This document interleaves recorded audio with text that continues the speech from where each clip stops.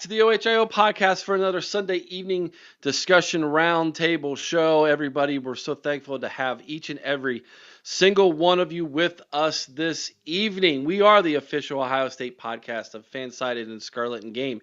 Head on over to scarletgame.com if you do not like the way my face looks. I don't blame you. I wake up and look at it every single day. I understand how you feel. You can listen to us over at scarletandgame.com or wherever you download your podcasts at. We are also the official Ohio State podcast of The College Huddle. Head over to thecollegehuddle.com where you can find us and 80 of our other closest friends from coast to coast covering the teams that they love and adore as well. My friends, tonight's show is brought to you by A Place at Home Senior Care. Is your loved one recovering from a recent hospitalization, stroke, or fall, or living with dementia and needing support at home? A Place at Home Dublin provides home care supportive services like bathing, dressing, mobility assistance, and medication reminders, all in the comfort of home. Learn more at aplaceathome.com/Dublin or call 740-472-8181. And we are joined this evening by the wild man, Chris Wilds, and back by popular demand, it's Zack Gugenheim, everybody. Woo! We need applause right there. Hey, OH. I-O! Welcome back, Zach. I'm super pumped. When I got your DM, I was like, I'm in. Let's go. I have a quick turnaround tonight because we're on the Big Ten Huddle with JR at 9:00. But I am so pumped to be here with you guys. So thanks for having me on. And I can't think of a better person to do what we're about to do tonight. This is really cool. I have come up with, I think it's genius. Well, number one, I came up with it. That's why I think it's genius. It's probably the dumbest idea in the history of podcasting, but I am trying to come up with a way to properly preview every conference, and no one that I have seen has done it like we're going to do it tonight. Here's what we're going to do. I have put all 18 Big Ten teams into a 18-team Big Ten tournament. They are seeded from 1 through 18 based on how they finished last season. And we're going to go through tonight and we're going to determine who is the best team in the Big Ten this year based on these matchups. Now, when these teams go up against each other, guys, it is going to be on a neutral field. And what I'm going to do is I'm going to say, here's the matchup. It is this year's teams, mind you. This year's coaches, this year's coaching staff, this year's players. They're playing on a neutral field. And I'm going to ask Chris and I'm going to ask Zach who they think is going to win that matchup. If they split the decision, I will then be the deciding factor. Okay? That's how we're going to do it. We're going to start in round one. We're going to work all our way to the end of the Big Ten championship game in this tournament. And hopefully when we get to the end, we will determine who the best team in the Big Ten is this year. Now, that being said, here's the rules of engagement, guys. You must take off your scarlet and gray glasses. I want you to be as unbiased as you possibly can. I understand we're an Ohio State podcast, but Zach, a Michigan fan told me today, you're the GOAT. So, Yankee Wolverine's the man, by the way. I love that guy. Now, I also know Chris, he's very opinionated about things. You two should level each other out. I'm not opinionated. Okay. Sure. I'm a very loving and forgiving soul. You are, but you're also a very opinionated, loving, and forgiving soul.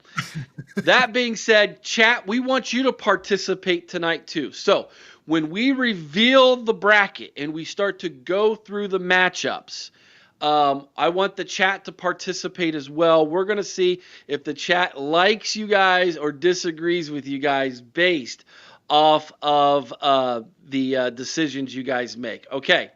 All right. So that being said, I'm going to share my screen here with everybody tonight. Let's see how this goes. Here is the bracket. I'm going to go over the bracket real fast for everybody. Okay, remember, this is based off last year's conclusion of the sentence, or a conclusion of the season. So how the teams finished last year in the regular season, I guess. Okay, so here we go. Number 1 seed is Oregon. You have the 17th and 16th seed there in the top of the bracket. That is Maryland versus Northwestern. 9 versus 8 is USC versus Minnesota. 5 versus 12 is Illinois versus Nebraska. 13th versus 4 is Michigan State versus Ohio State. Then we have the bottom of the bracket. The 3rd seed is Penn State. They're taking on the 14th seed UCLA. The 6th seed is Iowa. They're going up against the 11th seed Washington. The 7th seed is the team up north. They're taking on the 10th seed Rutgers. The number 2 seed taking on the number 2 seed is Indiana. They will get the winner of the 18 versus 15 matchup, Wisconsin versus Purdue. That is the bracket tonight, everybody, as we get started with these matchups. Okay. All right. That being said, Chris, are you ready? Zach, are you ready? Yes. All right. So what we'll do is I'll give the matchup. I'll let one of you kind of talk it out for a quick second, give the reasoning why you're going to pick the winner. I'll let the other one pick the winner, and then I will be the deciding factor if it needs be. And I believe I can fill these out as we go along, and you should all be able to see that. That's what we're crossing our fingers, hoping to do tonight. Okay, here we go. So the first round matchup, the 17th seed Maryland versus the 16th seed Northwestern. Zach, you are guest. You get to go first. Yeah, I think that's a matchup all about the offensive line woes for Maryland. You know, Malik Washington is I think projected going to be the starter, incoming freshman. A lot of hype around him. They're going to have good receivers. Maryland always has good receivers. But Northwestern, I think everybody's sleeping on Northwestern. I actually think they're going to go to a bowl game this year. I think their offensive line is going to be much improved. I think their defensive line is being slept on a little bit. And I just think Northwestern would make Maryland and Malik Washington's life a bit miserable. I got Northwestern beating Maryland. Yeah, I agree 100%. I think overall, Northwestern, I think actually has a little bit better roster. And I think they've got a lot better coaching. I am not a Mike Locksley fan. I think that, we saw his record before he got to Maryland. He had a few good years with Talia. And after that, it's gone right back to where it was before. I think Northwestern definitely wins this one. All right. Bobby Mack, he went with Maryland. I got to be honest with you guys. I think Maryland's the worst team in the Big Ten this year. Worse than Purdue? I was going to say, Dylan just gave you a big hug, man. Yeah, I do. I think I think Locksley's going to be gone by the end of the year. So, all right, it's going to be Northwestern with the dub. So we'll give them 1 point, and we give Maryland, or actually, I guess it would be two votes, wouldn't it? Mm-hmm. 2-0. So that's the score, and Northwestern moves on. Hey, that worked. All right. That's a beautiful thing right there. Okay, here we go.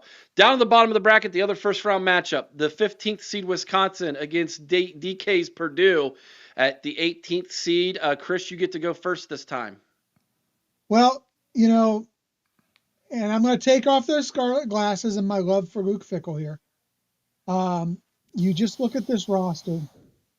Purdue has got 7 players who were in this system starting this year. That's it. 7.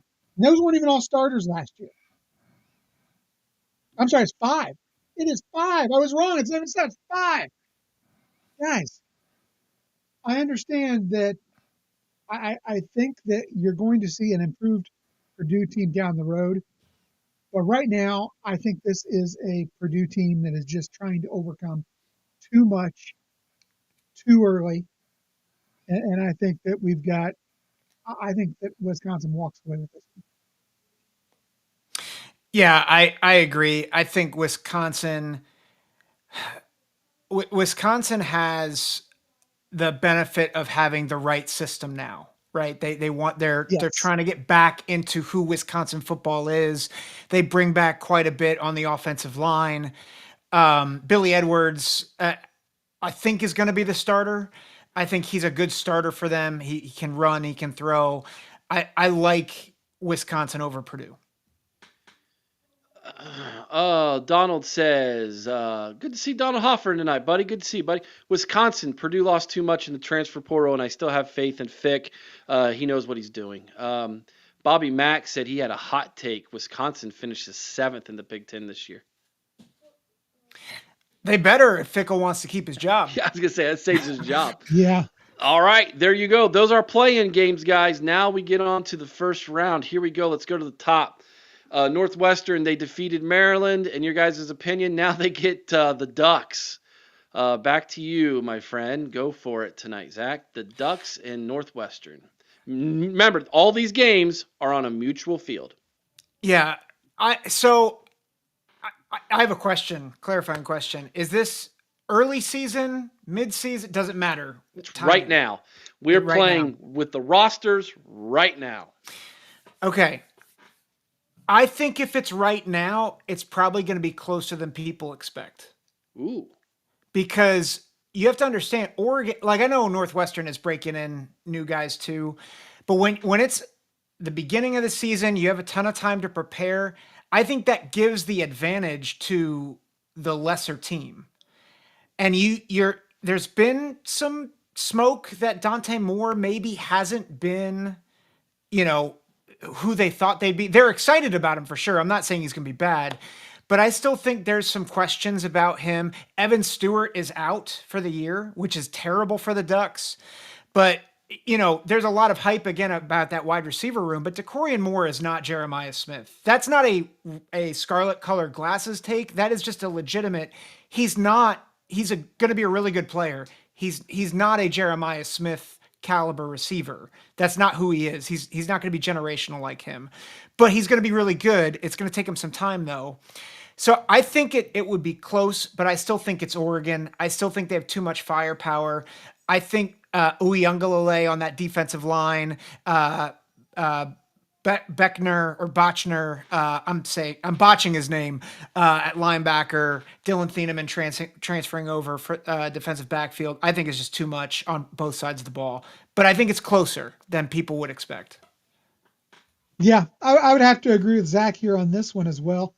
Northwestern just they don't have the firepower. They just don't. This is an Oregon team that defensively, I think is actually going to be better than a lot of people think.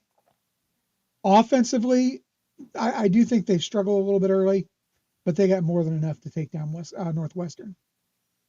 All right, Ducks move on. All right, that brings us to the 9-8 matchup, which is usually always my favorite one in a basketball tournament. You got USC and Minnesota on a neutral field, Chris. Oh, man. USC has got so much going for it this year. They've really been recruiting well. Lincoln Riley, I think, is in a position where I look at his position almost at what Ryan Day was going into the playoffs. I think there's going to be a lot of, whether it's set or not, there's a lot of heat on Lincoln Riley right now to win and win now.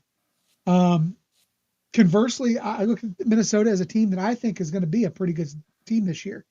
Always solid on the offensive line, always solid on defense. Not great. They're not great anywhere, but they're just solid across the board.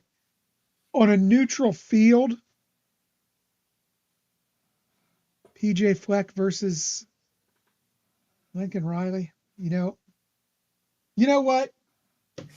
I'm going to take what some people are going to call an upset. Give me PJ Fleck in Minnesota. Woo! Our first one that's the Bogsy gets to tune in here too. All right, so Sage says USC. Fleck can't win big ones. Tyler says USC. I have moving on. Bobby Mack says Riley is playing for his job. USC in a close one. I'm going to agree with all you guys. Give me USC in this one for our first 2-1 on the votes there. I didn't give my vote yet. Yeah, Zach didn't vote. Oh, I'm sorry. What But you you're got? right. I was going to pick USC. Okay. Yeah. My bad. My bad. All That's you all right. doubters, just wait when You, PJ goes rowing the boat by. I'm sorry, Zach. My bad. No, that's all right. You read my mind. You read my mind. So I'll just say I think I would like Minnesota's chances more if they didn't lose a lot of key pieces from a year ago, and I'm not sure they have the guys to replace, like Ja Joyner, Justin Wally, Max Brosmer. I just think those guys are too hard to replace. Yeah. All right. Good to have you in. Mark said he's swung in to say hi, everybody. Good to see you, Mark. Have a good night, buddy. Um, number 5, Illinois. Number 12, Nebraska. This is how you know these seedings were from last year, because I do not think Nebraska would be a 12th seed this year. I don't think Illinois would be a 5 seed either. So, Zach, this might be the matchup of the first round. Illinois, Nebraska. Yeah, it's tough because I think there's a couple of things, a couple of questions. Is does Illinois have the same magic from a year ago? And is Nebraska ever going to live up to its potential? And I think, this game was very close a year ago, It right? I think it was. was a 3-point game. Nebraska, I felt like shot themselves in the foot all game long, and Illinois took advantage. But I think here's the thing that is really difficult for me is that Illinois, they are returning just about every starter on the offensive side of the ball outside of Zachary Franklin and Pat Bryant. And their defense, they are bringing back a lot of guys as well, particularly their secondary. And it's hard to know, does Raiola take the next step for Nebraska? He's got a couple of key wide receivers transferring in. Dane Key, Neziah Hunter. Neziah Hunter was there a year ago, but Dane Key transfers in from Kentucky. Very high on Dane Key. Very high on him. They get Rocco Spindler to come in from Notre Dame on the offensive line. But I love I love Illinois' quarterback. I love Altmaier. And I just think Brett Bielema, he gets the Big Ten. I'm going to pick Illinois by a field goal. I think Altmaier gets it done. Eric, well, you're not going to be needed here because you know how high I've been on Illinois Yeah. since we started. I believe Illinois might be a dark horse to be the second team in the Big Ten championship game this year. I'm going to go with Illinois as well. Yeah, I'm really high on Illinois as well this year, guys. So but I'll say this: I do think Nebraska takes another step forward this year. They got to a bowl game last year. I think they take another step forward this year. All right, Chris, you're up first. It's the number 4 seed Ohio State Buckeyes, the number 13th seed Michigan State Spartans. Poor Sparty. This is a team, Sparty, that I think we're going to see improved. However, you're going up against the defending national champions. They are a team that is adding key pieces where they've lost players. Now, is it a new defense for the most part? Absolutely. But I still think we have a tremendous secondary led by the best defensive player in the country. I think we have some very solid guys filling in those key roles across the front four. Offensively, I have all the confidence in the world in Julian Sand. I think he's got every possible weapon from tight end with the addition of Max Clare, and you got Thurman, who's shown flashes, because America is nothing but just stable. And the best wide receiving core in the country. An offensive line that we've, for the first time, are excited about. I'm going Ohio State 100% on this one. Yeah, I think 2021 Ohio State, Michigan State vibes. Because it's a terrible matchup for Michigan State. And I think my guess is what happens is Aiden Childs feels like he has to do too much to keep them in it, turns the ball over several times. And I just think the firepower is just going to be way too much with the receiving core, with Max Clare coming in. It's going to be Ohio State, and it's Ohio State big. Alrighty. That is the top bracket. We're moving down the bottom side of the bracket now. This is a fun little matchup here, guys. Mm-hmm. This is not the 14th seeded UCLA from last year. I'm telling you, they're going to be better this year. Number 3 seed Penn State, number 14th seed UCLA, neutral field, remember. Zach, go for it. So I do think Penn State currently is the number 1 team in the country. Now that I know people, especially on this podcast, will say, but James Franklin is their coach. And I get that. But you look at who they're bringing back. You look at who they got in the transfer portal. It's just it is shades of what Ohio State did last year and what the team up north did 2 years ago. And that being said, UCLA hung in there a year ago with Penn State in Happy Valley. It was a little bit of a sleepy game for UCLA. They have Iam Aliava, but it's going to take some time for him to get adjusted to that team and that system. They do have, I think, a good offensive line coming back for the Bruins. They've got some key starters back. They have some transfers coming in that I think are promising. But I just think Penn State has too much. I think you look at that running game. It's the best running back tandem in the country. I think Drew Aller takes another step forward, and if nothing else, he's steady. And I just think it's going to be a rough day for the Bruins. I'm torn on this one. I'm not going to lie. We did see a UCLA team that's not as good as the team they've got this year go toe-to-toe with pretty much the same team from last year.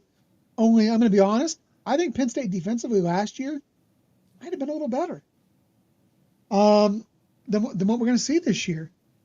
Offensively, Penn State returning the majority of that line, returning Drew Aller, who is, tremendous. I shouldn't say he's tremendous. He's tremendously average. He's tremendously average, but he's extremely effective. And why? That's because he doesn't throw a pass more than 15 yards. And the reason for that is the wide receiver crew sucks. It sucked last year. It sucked 2 years ago. And honestly, I don't see it being any better this year. I can't bring myself to say UCLA, even though I'd like to see them do it, and I think they're going to keep it closer than people think. I got to go Penn State. Real quick, so you don't think Ross and Pena are an upgrade over I think they're an upgrade, but I still wouldn't call them great. Yeah, that's fair. That's fair. Another fun matchup here, guys. Neutral field. If this one is in Seattle, but it's not. Neutral field.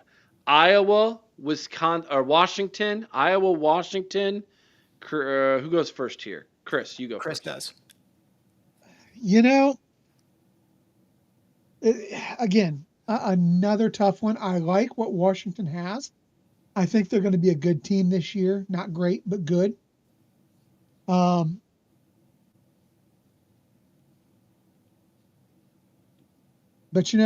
if it was in Washington, I'm with you, Eric. If this is in Washington, I hand this one to Washington. But with this being on a neutral field,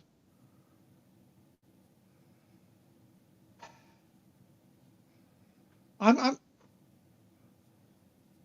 going to go Iowa. I'm going to go Old Man Ferentz pulling this out in about a 3-5 ball game. No because way. That's Washington's better offensively than that. They are. But you know what? Iowa has a way of shutting down some pretty good offenses. Sometimes. So, Eric, I think you're going to have to be the tiebreaker here. Because despite the fact that Iowa did beat Washington by 24 last year, I have serious doubts about Iowa defensively. And I've been saying it on the Big Ten Huddle. I feel it. And JR and I disagree a little bit on this. I think people are excited about Max Llewellyn and Aaron Graves on that defensive line for Iowa.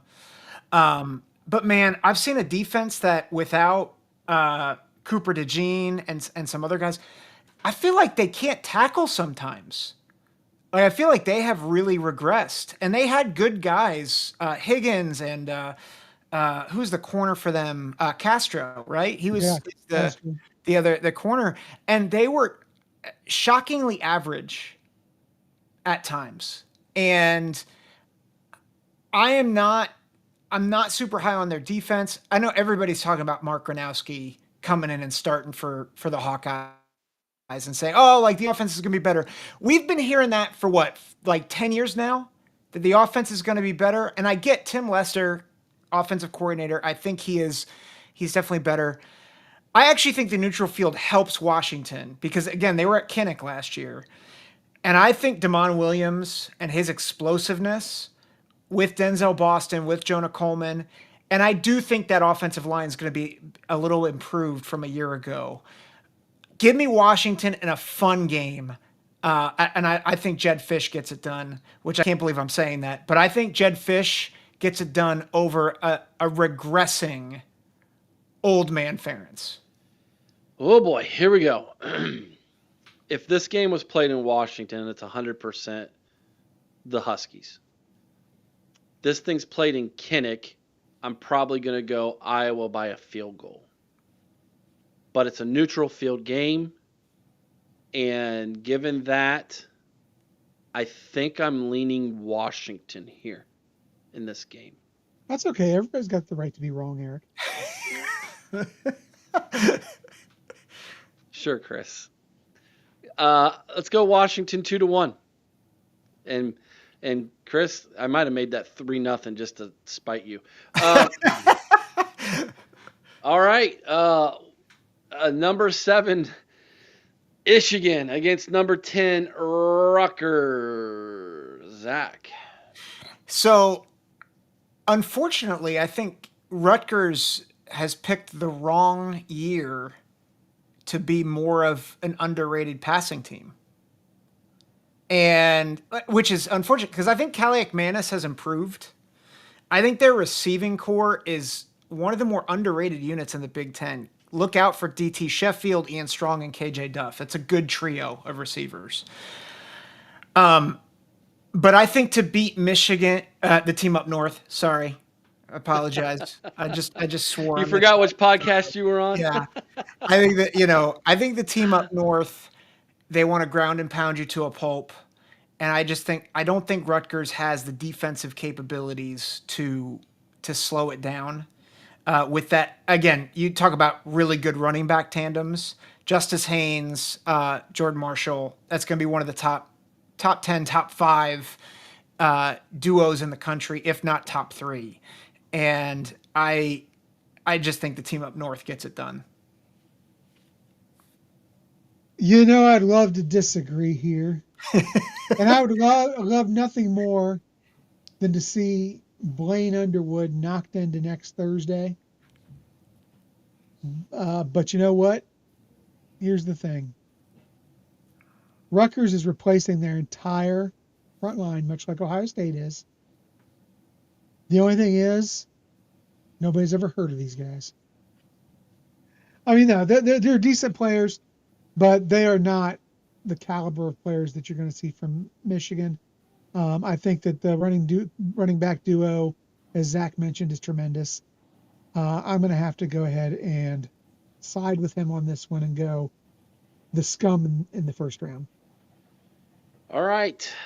Wisconsin was able to beat Purdue in the first round. Their reward is a neutral field game against Kurt Signetti and the Indiana Hoosiers, Chris.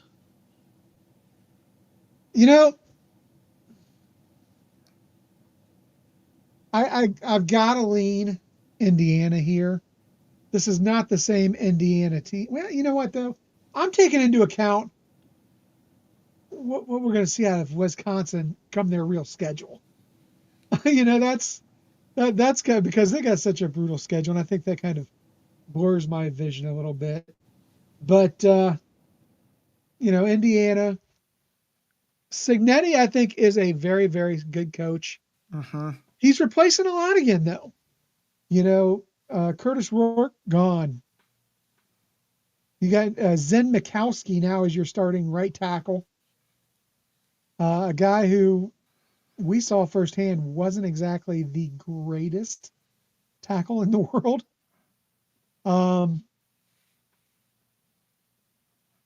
Still got some solid pieces. I think I'm going to have to go. I think I got to go Indiana here. I mean, I think they've got enough left over to beat Wisconsin, who I think is, sadly for Luke Fickell, just not that good. Mm-hmm. Yeah, I agree. And I think Mendoza, as good as Curtis Rourke was a year ago, I think Mendoza is going to be a tremendous upgrade just from his arm talent perspective. And you still have a really good receiving core in Omar Cooper and Elijah Surratt. I just think that's going to be too much for Wisconsin to handle. Chat's actually going. There's pretty split here on the chat. Well, and again, though, as much as I love Fickell and as good a coach as I think he is, I just feel like Wisconsin and Fickell are not a great fit. I agree. I agree with that. All right, we're back to the top. We're now into the second round here. Oh, we're gonna rekindle an old Pac-12 rivalry here. It is Oregon. It is USC in the second round, Zach. I think this is tough, man. This is a good game. Yeah, I think people are probably sleeping a bit on USC. And you know who's not sleeping on USC? The USC fans. USC and Nebraska finally have something in common. Because I don't think Nebraska fans are ever not high on their team either. Yeah, I think there is a really good possibility that if USC and Oregon played on a neutral field, that USC could pull the upset. I just, as much as I love Danton Lynn, I think he's such a good coordinator, up and coming guy. I think he's the right guy to fix that defense. My concern is I don't think they have the talent yet. Like, they have the offensive talent, but I think Oregon's defense, like you said, Chris, is going to be better than people expect. And I think that'll give Oregon enough time to get enough points on the board to win this one. Yeah, I can't argue with that. That's exactly my thought as well. I just feel like Oregon, defensively, the better team. I think they match up well with the USC offense, and they're going to be able to maybe not stop them, but contain them. And I think that the offense of Oregon is superior to the defense of USC, which to me is just simply flashbacks of Bryson Shaw. Ouch. Bryson Shaw reference. Ouch. That was almost a weekly occurrence on this podcast for a while. Oof, oof, oof. Yeah. No offense to Bryson, but oof. Aaron loved him some Bryson Shaw. Woo! Woo! Did he ever? Donald Hoffer. I'm just saying I'm treating Lincoln Riley like James Franklin. I've never heard that I don't reference, disagree. but I don't disagree with it. Okay, next matchup, Chris, you get to go first. It is, boy, I'm dreading talking about this one. I ain't gonna lie. Yeah. But it is on a neutral field. Keep that in mind. Yep. Illinois versus Ohio State, 5-4. Let's go. This one scares me, Eric. Yeah, this is one that in the regular season I've gone back and forth on whether or not I actually think that Illinois upsets Ohio State. Mm-hmm. And ultimately it came down that I think Illinois beats Ohio State, which is, the one loss I've got them taking this year. But on a neutral field, Man, I like to say that stadiums don't win ball games, but man, Illinois is just something different for Ohio State, it seems. Illinois and Purdue seem to just be environments where Ohio State does not like themselves. But on a neutral field, I think there's just far more talent on the Ohio State roster, even though I think that Illinois is a very, very, very good team. So give me Ohio State. I've actually called the upset. Um, As but have I. Yeah. yeah. So both of us are on record saying that we think Illinois beats Ohio State That's 3 of us. at Champaign. So all 3 of us have picked it. Yeah. I think part of the reason why I picked it though, and I think you hit the nail on the head for part of the reason is the stadium. But I think that stretch for Ohio State is trickier than people give it credit for too. Uh-huh. At Washington, Minnesota at home, and then at Illinois, and then at Wisconsin. Like nobody's gonna in the national sphere is gonna be like that's hard, like really, really tricky. But I think people who know, they know. That's not easy. That being said, I think on a neutral field, like I can't agree more with what you're saying, Chris. I got Ohio State. All right. Lovely. Down at the bottom of the bracket. Here we go. Penn State, Washington. Chris. You know what?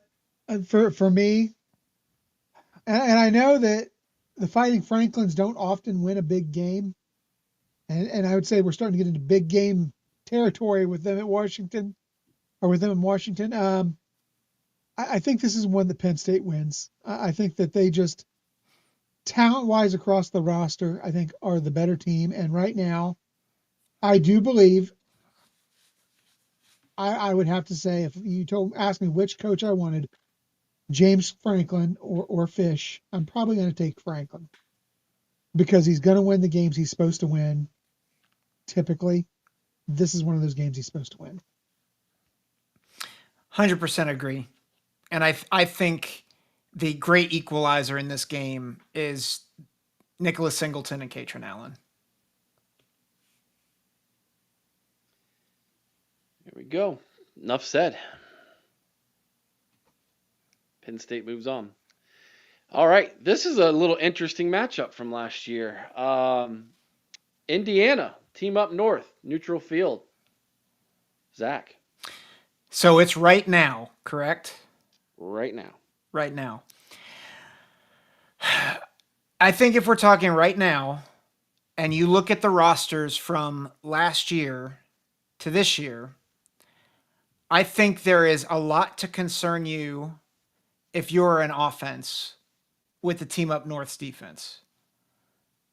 You saw them against Alabama, even with their second string defensive line, they were really good. But they still don't have a quarterback that's taken a live snap. And I don't like Bryce Underwood being thrown into the fire with a coach that wants to have everybody Google him, right? And I think Mendoza and those receivers, I think they're gonna light people up. And I think Indiana's offensive line, I know we talked about Zem Mikulski. I think some of their other additions are major upgrades. I think particularly Pat Coogan. It is Coogan, right? That transferred over. That's Coogan, yes. Yeah, I keep getting him and Rocco Spindler mixed up. But I think they improved on the offensive line, and I think I still think their defense I think their defense can wreak havoc on that Michigan offensive line. Sorry, I just swore again. I got to stop that. Team up north. Team up north. I'll pray for you, brother. I appreciate it. But I've got Indiana in a close one if it's right now. Yeah, and I'm going to take that same stance. And my main factor in that is Blaine Underwear. He's not ready. He's not going to be ready.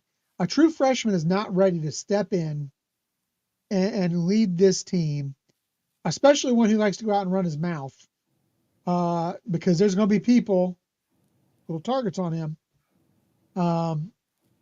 I think that Indiana is going to be extra pumped to prove that they are not a fluke from last year. And I like Indiana in this one as well. Well, remember, Kurt Signetti told us all that team sucks. So, yeah. Purdue sucks. They suck. We all suck according to Kurt Signetti. So, yeah. Till Will Howard put him out. Ooh, Brian, New York says Indiana will not repeat last year. They are a fraudulent team. I don't know if I'd go fraudulent. I don't think they're going to do as well as they did last year. I don't think they're a playoff team this year. But I think they could still be a bowl eligible team this year. Yeah. Early game of the year in the Big Ten when Illinois visits Bloomington, Indiana. Was that week 4 or 3? I think it's week 4. 4. Yes, week 4. I'm so excited for that game. That's an early game of the year in the Big Ten, guys. Mark it. Who would have ever thought that, right? I mean, that's crazy. All right, let me put this in 2-0. 2-0. Indiana moves on. Final 4. Here we go. It's the Nike Bowl. It's the Ducks. It's the Bucks. Neutral field, guys. Who we got? Starting with you first, Zach. So the last neutral site game that they had, I was at. I think Travion Henderson just scored again.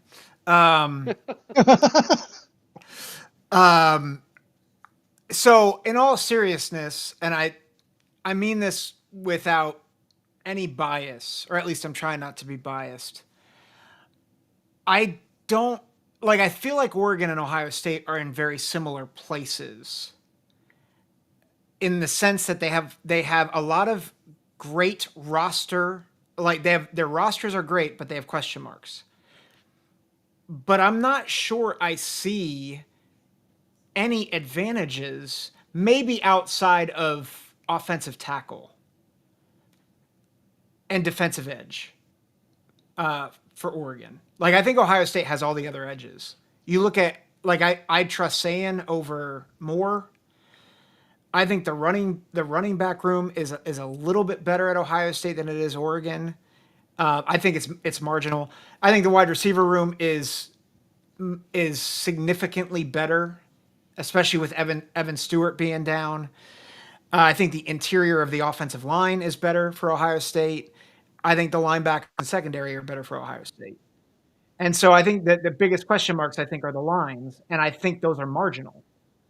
So if we're talking right now, neutral field, I would lean Ohio State in this matchup.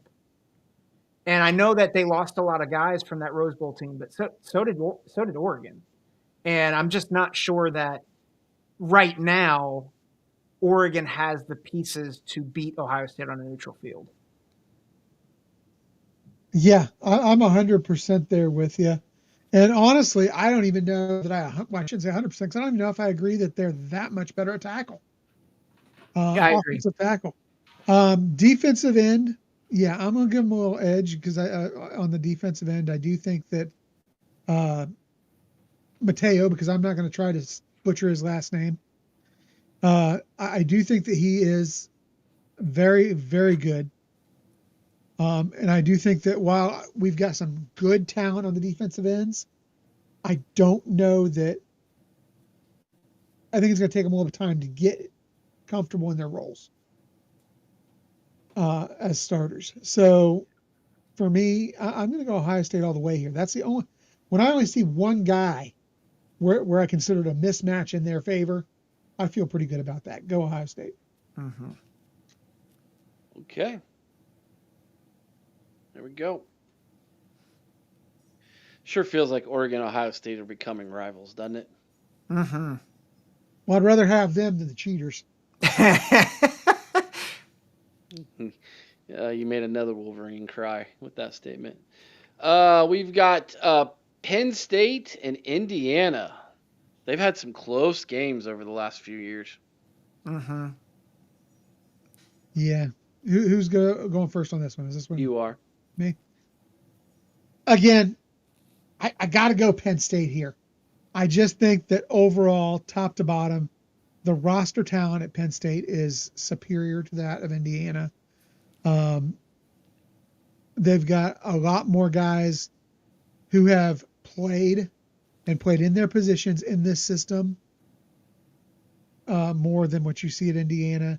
Cignetti is a good coach, might even be a better coach, I don't know, than James Franklin, but at least right now, given the difference in talent, I think James Franklin, we know, wins those games when talent wins out. And I feel like talent wins out this one, so I'm going to go with Penn State. Yeah, I agree. I think people are saying it in the chat, Bobby Mack, because the running backs. I mean, that's in a lot of ways that is their pathway to victory is run, play action over the top. And I don't think anyone they faced at this point has the defensive line to stop them. And that includes Indiana. I think Kamara is a great piece. Mm-hmm. I think he's a better pass rusher than a run stopper.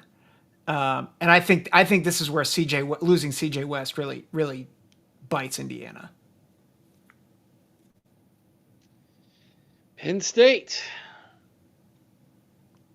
setting up the game that will happen in Ohio Stadium later this year, but this particular one is going to be on a neutral field. Ohio State, Penn State.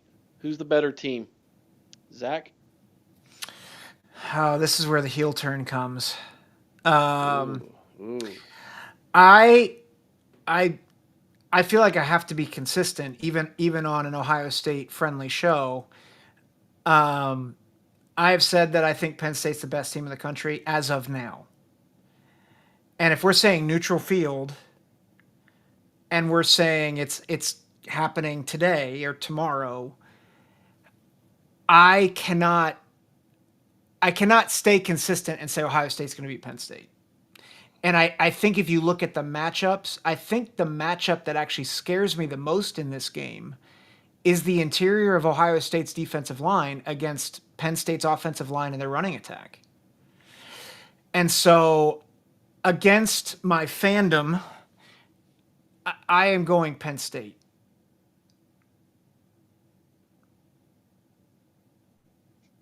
Took the glasses off. Oh my! I'm never getting invited back. I know it. Here we go. So here's the thing. I look at this team, and both these teams may not all be starters, but both these teams return a lot of players. You've got 4 new players basically in the starting rotation for Penn State. You have 3 new players in the starting rotation. Now, there's some of the new starters, but 3 new players in the starting rotation at Ohio State. I believe that our players that were here are superior in talent. Now, do I agree with Zach that Penn State's running back room is better? Right now, I'm going to say yes. I have not seen Drew Aller consistently throw a ball over 15 yards. And that was a joke earlier, but I'm very serious about that. Consistently with the deep ball, I have not seen him do it. The wide receivers are a big part of that problem. I think they continue to be a big part of that problem. That being said, I think we have the ability to, Zach mentioned the run game. I think that gives Ohio State the ability to move more guys up in the box. If the 2 interior guys can't get it done by themselves, I think you'll see us crowd the line a little bit more. I think Mac Patricia is a mad scientist. I think that Jim Knowles is a little bit. That defense is not going to be as great as everybody thinks because, as we all saw, it takes Jim Knowles 3 years to develop a defense. That's his history. That's the way it's been everywhere he goes. And the biggest thing that we've seen over the course of the years is, let's face it, James Franklin cannot beat Ohio State. James Franklin cannot win when the teams have the same or more talent than he has. And until he does, I can't give him credit for that. So I got to go Ohio State here. Oh man, that means the championship comes down to me. To be fair, Eric, we haven't really made you work at least on picks for most What are of you the What are you show, talking about, so. Zach? I've been putting in 2-0 And- the whole time, or 2-1. And chat, make sure Working that Eric hard. knows what you think. They do. I've been reading them. Bobby Mack has a thought out comment here. OSU wins because of depth. We can stop the PSU run game by adding a linebacker and don't have to worry about the passing game as much. If Penn State tries the same on our wide receivers and running backs, our running backs light them up. Brian says my show is on the line here. Hey, buddy. I wonder if after this comment, if Kennedy will have any room for me over there. I have for years been making this comment, and everybody else has started to pick it up. James Franklin, at some point, will James Franklin himself. I've been saying that for years. And he has proven me right every single time. Every time. He James Franklin himself against Notre Dame last year before the game even started by little brothering Notre Dame's head coach, Marcus Freeman, which Chris cheered on, by the way. And then goes out there and Marcus Freeman has the smirk on his face walking off the field because he beat him. I firmly believe that there are several coaches this year who are, it's a put up or shut up type of year. No one more than James Franklin. He's never going to have a better roster than he has this year. He's never going to have a better opportunity than he has this year. If James Franklin can't do it this year, then he's never going to get it done in Happy Valley. That I firmly believe. So, until he proves me otherwise, James Franklin will James Franklin this game, and Ohio State will win this football game. So that's the way I'm going to go. 2-1 in votes. Ohio State takes down Penn State. Now, let me say this. Our final four teams were Ohio State, Oregon, Penn State, Indiana, which happened to be the same four who went to the college football playoff last year. In closing, I know you got to go, Zach, real quick. Out of those four teams, if you could remove any one of them and put another team in its place to go to the CFP this year, who would it be and why? Indiana for Illinois. I think Illinois wins that game in Bloomington. Illinois wins that game in Bloomington. And I just think they have so much experience coming back. People are sleeping on that offensive line. Altmaier is a dude. I love him. Like, he's so good. And I don't think he gets the credit he deserves. And I think Bielema knows how to win the Big Ten. So I think that's just a recipe for success. Zach's got to run over to his other show. He's got 4 minutes to get over there before he gets fired. We're going to let him go. Zach, thank you so much. When we're done here, everybody head over to the Big Ten Huddle and go tell Zach thank you for being on here, being tonight's guest. Appreciate you, Zach. Yeah. Hey, thanks. You guys are doing such a great job. Thanks for having me on. It's really a joy and a privilege. And to those who are watching, thanks, guys. We really appreciate it. All right. Take care, Zach. We'll be right back after our commercial break, everybody. See ya.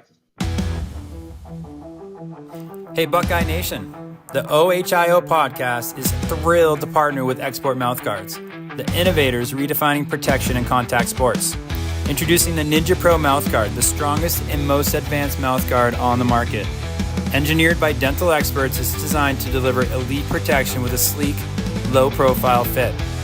Made with carbon fiber and multi-layer construction, it's impact tested to keep you safe from even the hardest hits. But that's not all. The Ninja Pro is 3D printed for 100% custom fit, offering unbeatable comfort and security for any athlete. From football to MMA, dominate your game with confidence while safeguarding your teeth and jaw. Getting started is easy. Use our home impression kit to create your custom fit and enjoy prepaid shipping. It's protection delivered right to your door. Plus, with a 1-year warranty and 100% satisfaction guarantee, And proudly made in the USA, the Ninja Pro is your ultimate defense on the field or in the ring. And here's the best part. When you visit exportguards.com, use promo code OHIO at checkout to get 20% off your purchase. That's right, 20% off elite protection made just for you. Protect your game, protect your future. Choose Export Ninja Pro mouthguards, where innovation meets protection. Head to exportguards.com and use promo code OHIO today. The OHIO podcast is brought to you by Mastermind. Mastermind specializes in 360-degree high-definition mobile video mapping, GIS integration, and traffic safety studies. Mastermind cares about traffic safety and keeping you safe on the roadway. Visit Mastermind at onlinemastermind.com.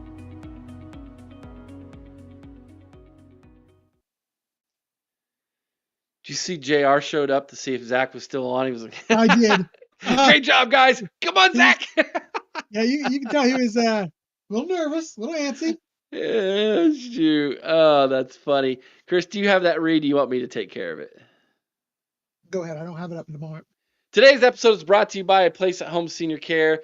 Is your loved one recovering from a recent hospitalization, stroke, or fall, or living with dementia and needing support at home? A Place at Home Dublin provides home care supportive services like bathing, dressing, mobility assistance, and medication reminders, all in the comfort of home. Learn more at aplaceathome.com/Dublin or call 740-472-8181. All righty. Okay. Fair question here, guys. Before we dive into all the things that are going wrong up there in the state up north and whether Jim Harbaugh should get in trouble or not, which is what we're going to be talking about here next, was that a good way to preview the season? It was different. It was different. Was it good, or what's the flaw? The rankings? To me, I think the flaw partially falls in the rankings, but I also think that it kind of falls in matchups at times too. Yeah, it does, doesn't it? Because you could have a team like I said, Penn State, very good team. We're not denying that, very good team, right? Team made our championship run. But let's say they're up against a team that had a bad year last year, but is actually a very good team.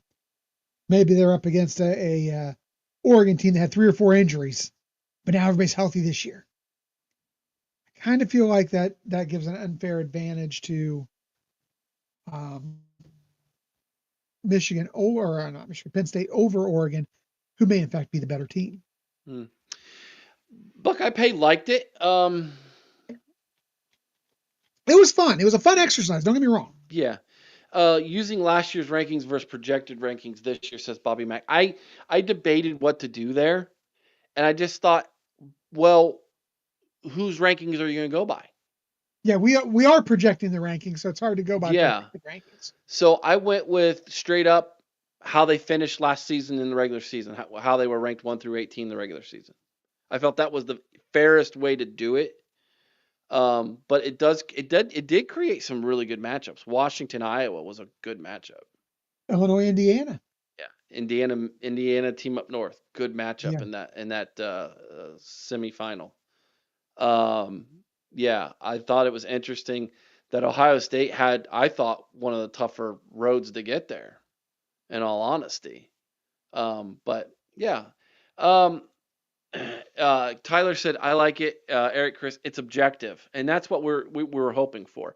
I might do this with every conference over on the College Huddle with 2 members from that conference to see what happens. Yeah. And then that might help us determine who are the favorites to maybe make the college football playoff. I think it works even better over there because you've got 2 guys who are going to be from opposing teams within the conference. Whereas you had 2 Buckeye fans on here. I think Zach did a great job of staying objective. I think I tried for the most part. I think I did a fairly good job of the talent. Well, I didn't boot out the scum in the first round like I'd like to, So. Yeah. Donald had a good idea, maybe doing pools instead than to make the bracket. Um, you know, yeah, if we had more time, right? Maybe we can do that next year. Yeah, Bobby Mack, it'll always be hard because of how many variables there are. Exactly. Sean loved the idea. Thank you, buddy. Tyler said I tried my best to be objective. Tyler was like, get scum out as early as I can at OSU in every game. Yeah, I love it, Tyler. I love your objectivity, my friend. Okay, Chris, should we talk about the elephant in the room, or at least the Pinocchio? Should we talk You about the know, Pinocchio in the room? could it get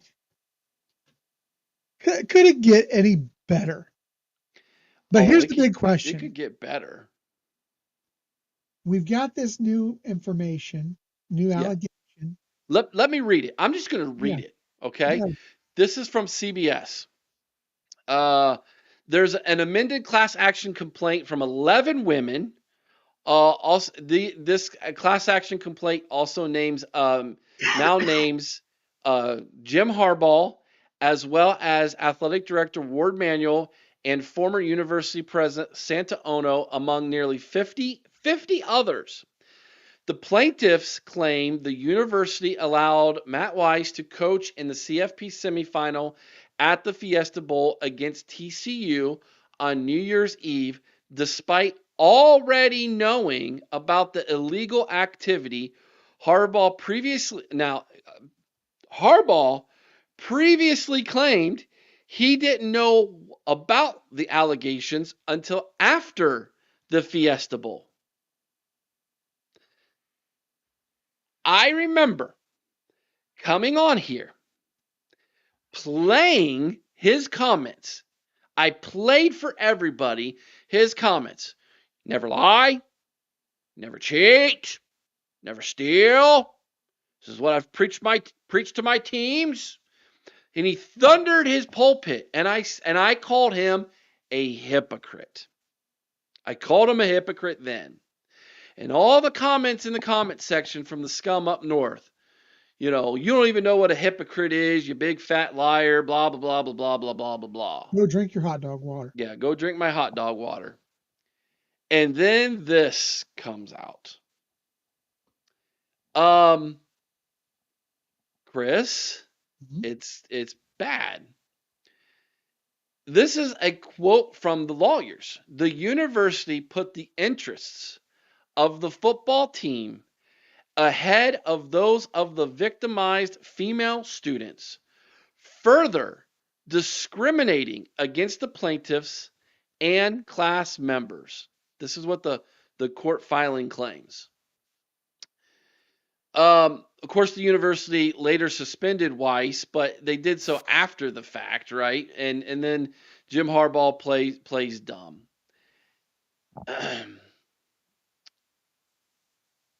Okay. When on the field against them, not in the court of public opinion. What about the 150 or so odd female students in this? Can they win on the field, Tice? Can the women who had their identities stolen that your coach then lied about, can they win on the field? What court of public opinion? What are you talking about? We're just going to ignore the fact that these people had their identity stolen and, hey, we won a national championship. Woo, baby. That's all that matters? No, but because we're an Ohio State podcast, we're not allowed to talk about our rivals? Get out of here with that stuff, man. That's weak sauce, dude. That's deflecting and not taking accountability. That is what that is. Chris, your opinion. Go for it. First of all, Tice, I want you to take a second and think about if that was your sister or your girlfriend who had her privacy violated, who had her identity stolen. Would you not want some kind of justice for her? Yeah, this is why the scum fans make me sick right here. But getting back to the case itself, Eric, I'm not surprised by this at all. We talked about this ad nauseum. Jim Harbaugh knew everything that was going on in that program. He knew about the Weiss scandal. He knew about Connor Stalions and the cheating. But what Michigan has done here, and Ward Manuel, Santa Ono, Jim Harbaugh, in allowing this to continue is, well, it's twofold. First of all, they're in violation of the Clery Act, which requires universities and colleges to report crime on campus, disclose it to the federal government immediately. And it's going to result in censures and fines because of that. Also, Harbaugh and Manuel and Ono, people are going to say, well, maybe they should be charged criminally. I don't know that you can charge them criminally. You could try. You should be able to try. But here's the thing.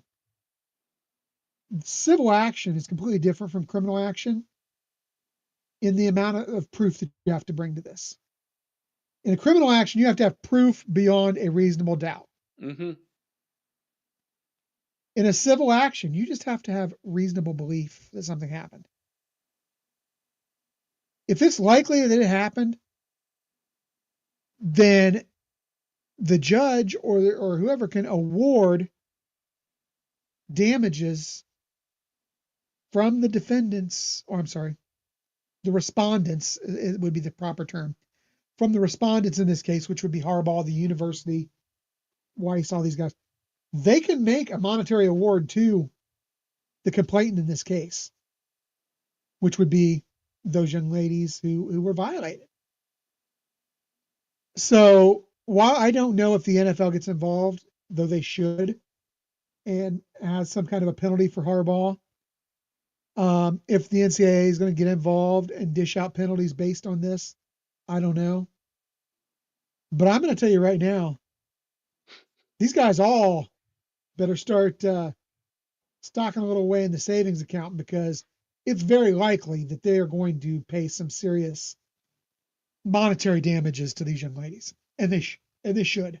They should, 100%. Just like Ohio State should pay damages for the young men in the wrestling program. Absolutely. 100%.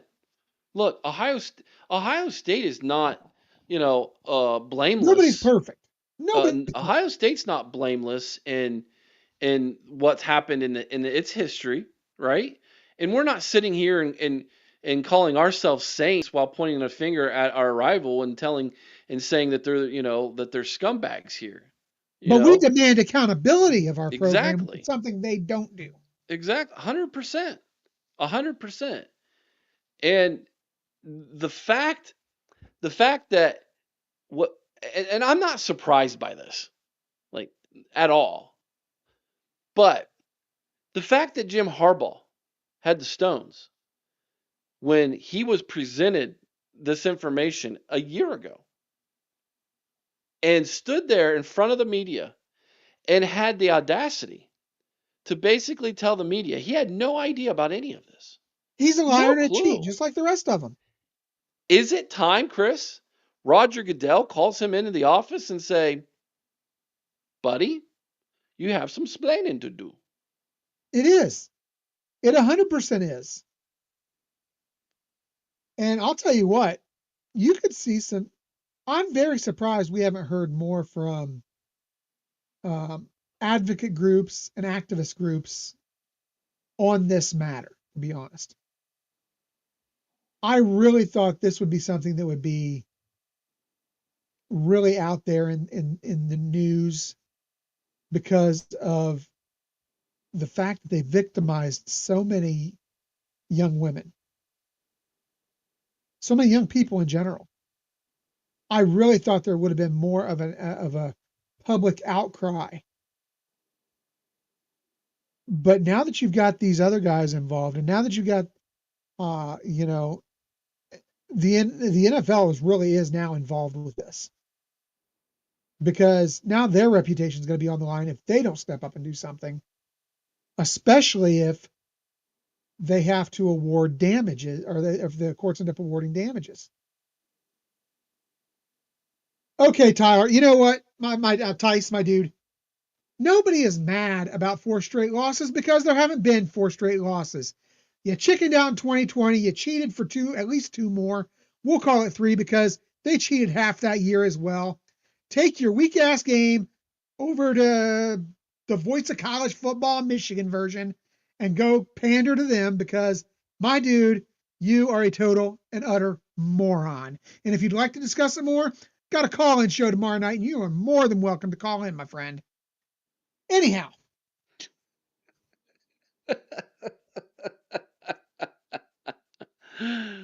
Oh my boy. But yeah, I think it cracks me up. It cracks me up, Chris, that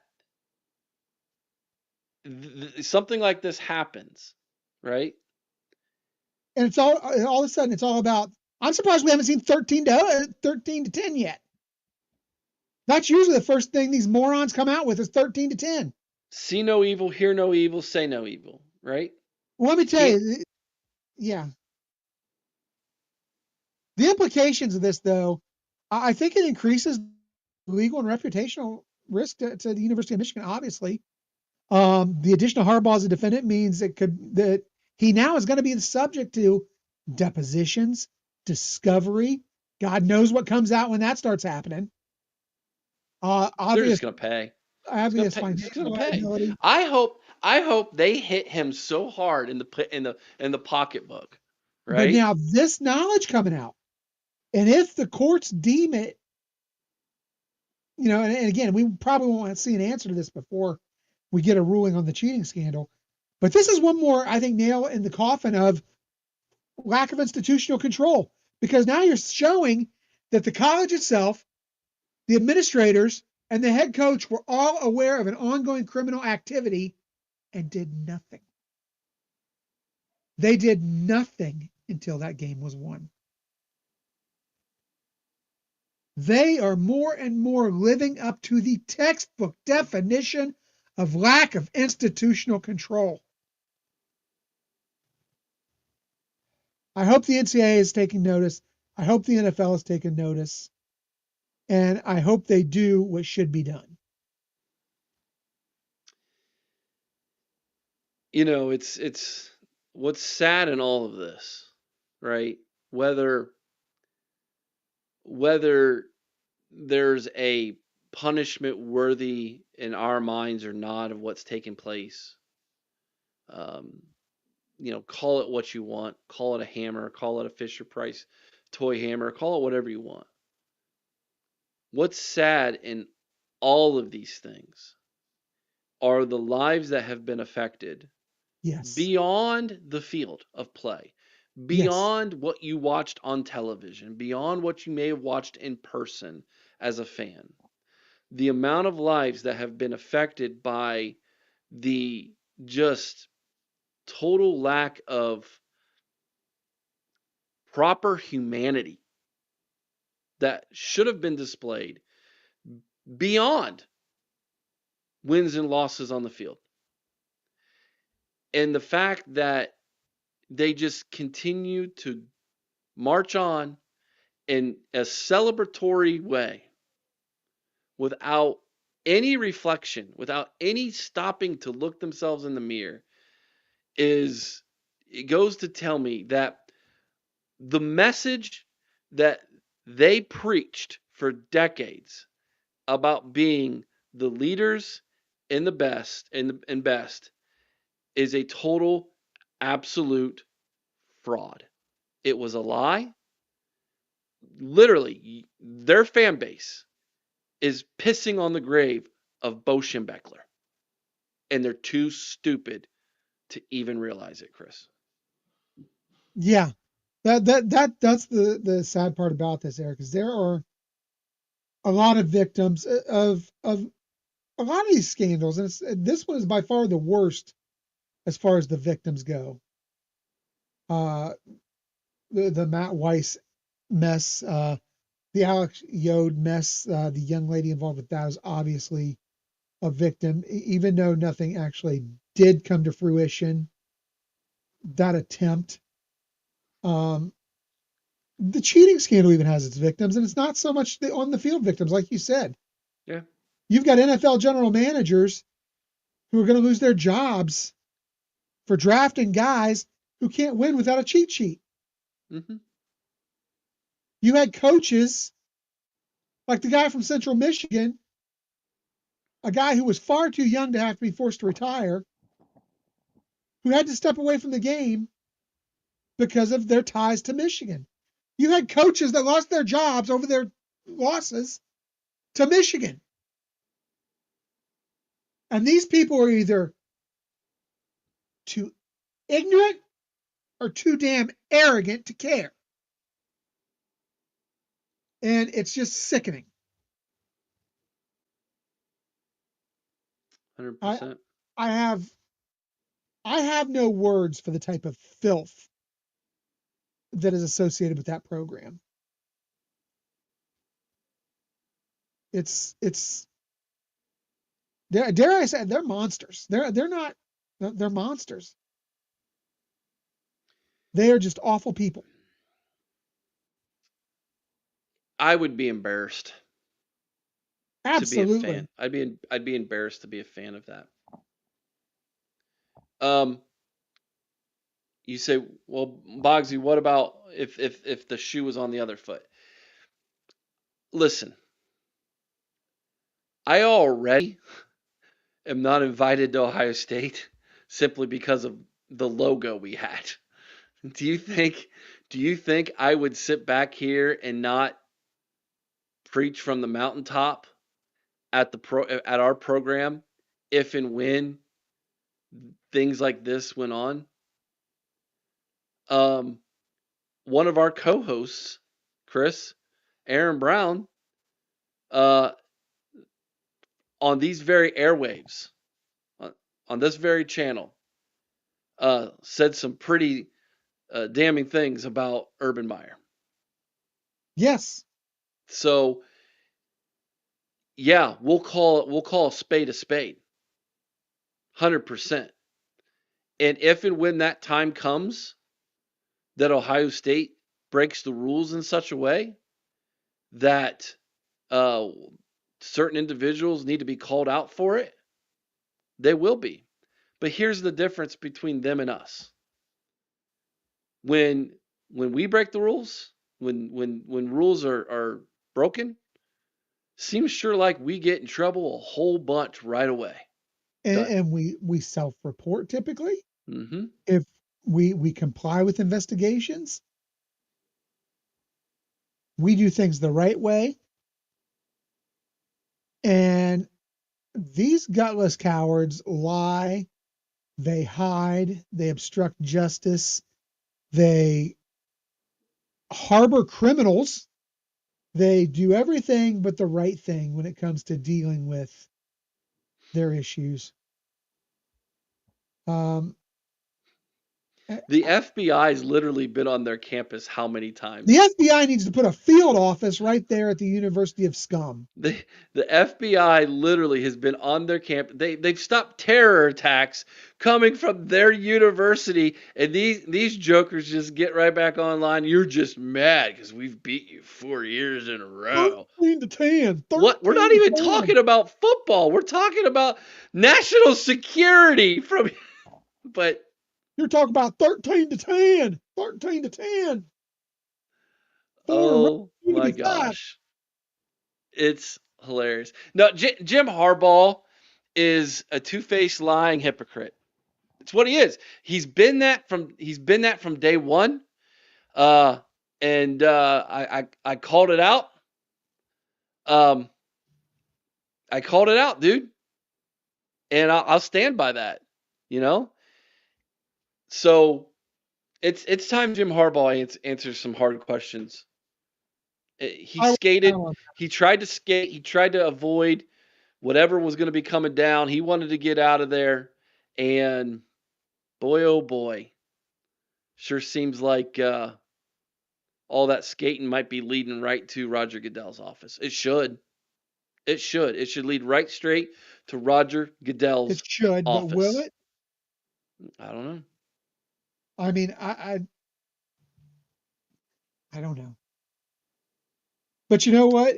You know, I I just think about Jim Harbaugh and there's a. Did you ever see the movie 9 to 5? It's an old Dolly Parton movie. Working 9 to 5. Yeah, well, Yeah. they had Dabney Coleman was their boss, and they referred to him as a sexist, egotistical, lying, hypocritical bigot.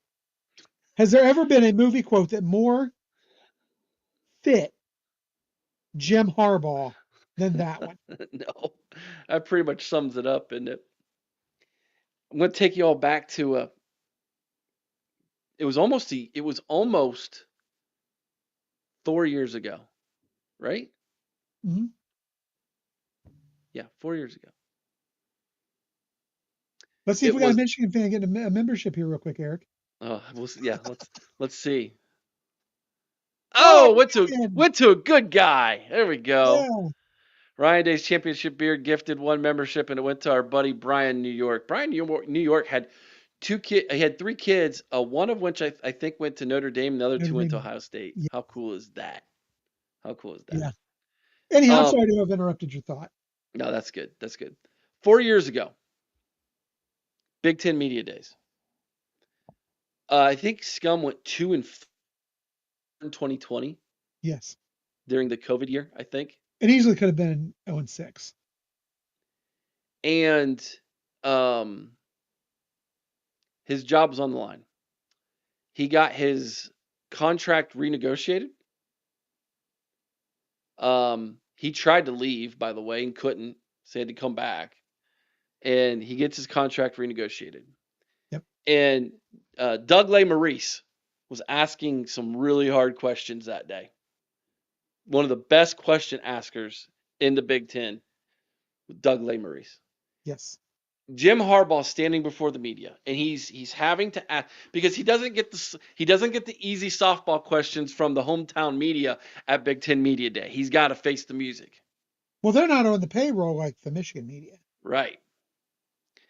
And he gets asked the question, how are you, because he's 0-5 against Ohio State, how are you going to turn this around?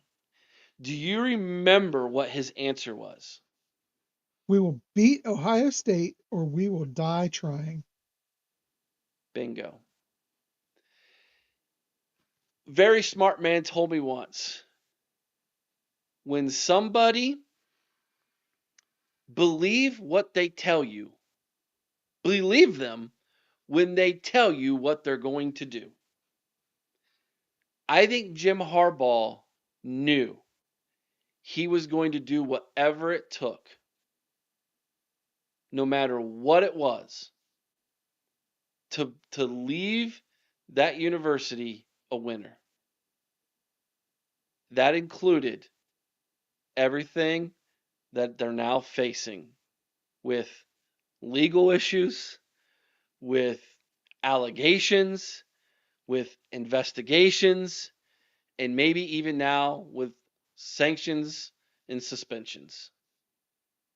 Maybe loss of wins, maybe loss of scholarships, maybe postseason bans. I don't know. I don't know what's going to happen. But I know this much, man. I think he was willing to do everything that we now see that he did. And he told us, we're going to do it, we're going to win, or we're going to die trying. The only problem here, Eric, and this is where I have a major issue with the fact that he gets to walk away, is the fact you said it. We're going to do anything we have to. We're going to die trying. The only thing is, he killed the program. He's not the one dying. Oh, He's walking away sanction free, and the program should be heavily sanctioned because they were a part of it. But I still feel that he should be just as equally accountable. Yeah, I do too. Um, it's going to be incredibly interesting what transpires over the next 30 to 45 days. Um, Well, I wonder if the NCAA is going to release their, their I findings. guess, the findings and whatever the punishment's going to be right before Big Ten Media Days. That would be a coup. I would love that. There's going to be a lot of explaining to do to a lot of people um, if they do that.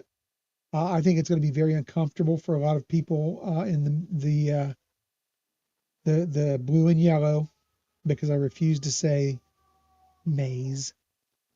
The people in the blue and yellow are going to have a lot of explaining to do to national media, people who aren't going to give the softball questions if Michigan does that, or if the NCAA does that.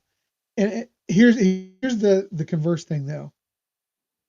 I think if they don't, the NCAA doesn't do what's right, they're going to face a lot of questions from that same national media when that occurs. $5 holler from Bobby Mack. You couldn't write this TCUN script. 2 terrorists on campus, a pedo coach, a hacker perv coach, cheating in games and affecting gambling institutions. It is wild. It is wild. It is the craziest thing, man. I'm really surprised we haven't heard more Really about do that appreciate. aspect of it. What's that? I'm surprised we haven't heard more about the gambling aspect of it. Because if the allegations of cheating are true, a lot of people made and lost a lot of money based on the cheating. Yeah. That's a good point, Bootzilla. If they do release it before Big Ten Media Days, it better be bad for them. If it's good news, they'll be gloating about it. 100%. 100%. Look at Ryan Day's championship beer. Look at everything that Bobby Mack wrote in that super chat. They celebrate that. I think that's what's wild to me. 100%. That's the thing that is just so dumbfounding to me. So dumbfounding to me. It's just crazy to me. Um, all right, yeah, Buck Vader, great question. At this point, what's next? Seriously, it is wild. Make sure you like, share, subscribe. We really do appreciate each and every single one of you. Coming up in the next couple days, tomorrow there'll be a video from Sean and TG where they have a great interview with James Cotton. James Cotton. So former Buckeye James Cotton, they interviewed him. That'll be out tomorrow morning. Chris and I shot a recruiting ranking video for all of you that'll be out Tuesday morning. Be on the lookout for that. If you haven't already, please go subscribe to the College Huddle. Head on over to the College Huddle. Just dropped a video yesterday with a Georgia guy. Great video. It's getting great reviews. Some of the Georgia people loved it. Some Georgia people hated it, which is really interesting to me. Did you ask them, Eric? Did you ask them if Kirby actually sent somebody out to put Marvin Harrison out of the game, or whether that kid did it all on his own? No, Cheap I shot didn't little ask that. weasel. Didn't ask that, but we did get into culture. We talked a lot about culture, and we talked a lot about, does the culture that's down there institute a lot of the issues that they're having with legal issues? And the answer is very interesting, and the response from some of the people in the chat or in the comments from Georgia is very interesting. So go check that out. It's worth watching. Brandon said he watched that video. 100%. Yeah, thank you, Brandon. Appreciate that. I enjoy what we're doing over there. I feel like it's a good place to ask some of the harder questions and get some honest answers. So, yeah, by all means, check that out. And Sean, yeah, 100%. James Cotton is an awesome guy. Dude swung by our tailgate last year, out of the blue. Just swung by, said hi to everybody, signed some autographs. He's a great human being. He's been on our program multiple times. We love James Cotton, big supporter of the OHIO podcast. You're gonna love that video tomorrow, so make sure you're back tomorrow. Check that out, everybody. All right, if you haven't already, hit that like button, everybody. We love you all. Tomorrow night, 8 o'clock Eastern, Chris has got the call-in show. We'll see if Tice calls in. I'll give you a He's a Storm fan. He doesn't 99.99% have the chance he sack. will not. All right, guys. We love you all. We appreciate everybody. Great show today. We hope you enjoyed the exercise. If you didn't watch the first part, make sure you go back and check that out if you don't mind. We had a lot of fun. It was great having Zack Gugenheim. When you leave here, head on over to the Big Ten Huddle and go thank Zack for showing up. Give him some love. Great dude. Appreciate that guy. Be kind to one another. I owe someone's OH in Carmen, Ohio with all your heart. Till next time, Chris, you know what to do. OH. I-O. Go Bucks.